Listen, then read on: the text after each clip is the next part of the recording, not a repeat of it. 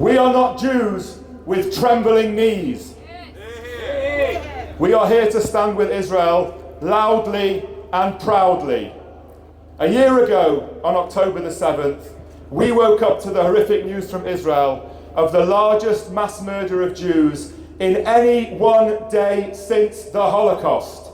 Over 1,200 people were butchered, shot, burned and beheaded by the genocidal Jew-hating terrorists of Hamas.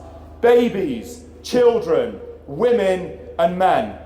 Many women and children, and some men, were raped by these Islamist butchers who walked around casually and joyfully carrying out their murder while shouting, Allah Akbar. Thousands more were wounded.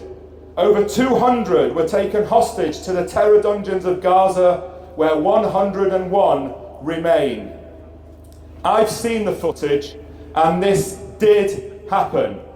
Most of those people yearned for peace with their Palestinian neighbours, as indeed all of us here wish for peace. But we stand here today to remember those murdered and kidnapped on October the 7th, and who have laid down their lives since, and say loudly, we will never forget them. We stand with Israel.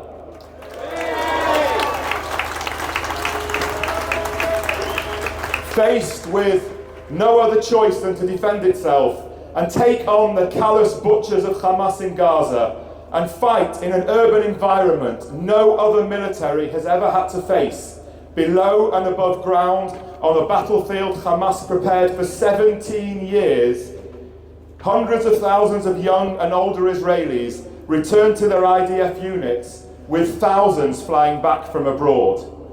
These brave and heroic men and women did not give a second thought to defending Israel, the nation state of the Jewish people, and the one place in the world where we know we can always seek refuge.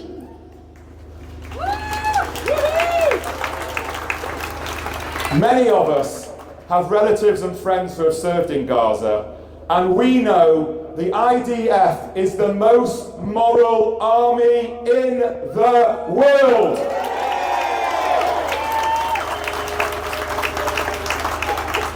For the way they have defended Israel in Gaza, and right now against Hezbollah on Israel's northern border, we owe these brave soldiers a debt we can never repay.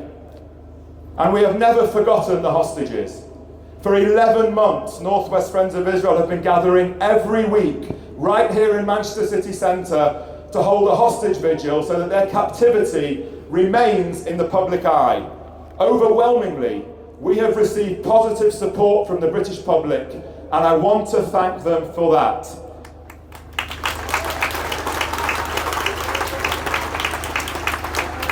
Our demand today, as it has been since October the 7th, is for the hostages to be released now. Let our people go now!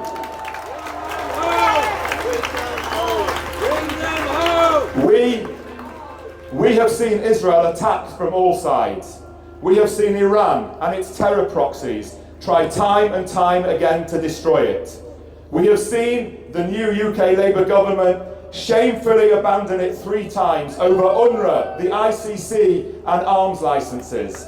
We have seen those who march on our streets demand its destruction. And we have seen national and local organisations whose purpose it is to only serve British citizens decide they must too seek to isolate it. They join a long list of empires, nations and others who have tried to destroy the Jewish people. All of them failed and will continue to fail. Why? Because as Israelis say, Ein lanu eretz acheret. We have no other land. But we also stand here for another reason. October the 7th changed Jews around the world forever. Never again is now became very real. For Jewish people living in the diaspora, October the 7th awoke that lightest of sleepers, Jew hatred. Let's be clear, Jew hatred has never disappeared from our lives. It's always been there. But October the 7th turbocharged the Jew haters. Immediately, in their droves, they crawled out from under their rocks, emboldened to attack Jews in the UK and around the world as a way of celebrating Hamas's genocidal mass murder. It was as if they did not want to be left out. And then when Israel began its legitimate right to self-defense, came the marches. Every week for the last year, we have seen thousands of people march across our city centres, screaming for the genocide of Jews, comparing us to Nazis, calling for jihad and the globalisation of the suicide bombing intifada, and loudly supporting the terrorists of Hamas, Hezbollah and the Houthis. This was swiftly followed by our universities being overrun by those who were sought to intimidate and bully Jewish students in the name of so-called justice, a justice that seeks to erase the Jewish state from the Arab Middle East. And we've seen the Zionists, which includes every single one of us here today and really means Jews, blamed for every bad thing in this country, accused of controlling the media and the government, and face a concerted effort to paint us as racists, when Zionism is in fact the most successful decolonization movement ever. Whether it was the physical attacks, the daubings on synagogues or Holocaust museums, the mistreatment of Jews in hospitals or at airports, or a massive increase in online Jew hatred, we experienced it, and it has not stopped since. Well, I say again, we are not Jews with trembling knees.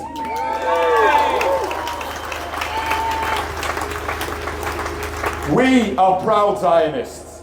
We believe in the right of the Jewish people to self-determination in their ancestral homeland, and we stand here fully supportive of the state of Israel, the nation state of the Jewish people, and the only democracy in the Middle East, and of the IDF. No organisation or person will ever tell us we cannot do that. And we are proud Mancunian Jews. We have contributed much to making Manchester the great city it is. And I know I speak for all of us here when I say, we will not be silenced, we will not be intimidated, and we will not be made to feel outcasts in our own city by those Jew haters who march each week calling for the destruction of Israel and attack the Jewish community here as a way of supporting Hamas and Hezbollah. Whether there are 5 of us, 500, 5,000 or 50,000, we will always stand up to them, defend the British Jewish community, and continue to stand as proud Zionists alongside Israel. Joshua 1:9 says, "Be strong and of good courage. Do not be afraid, nor be dismayed, for the Lord your God is with you wherever you go." We are not Jews with trembling knees. Am Yisrael Chai!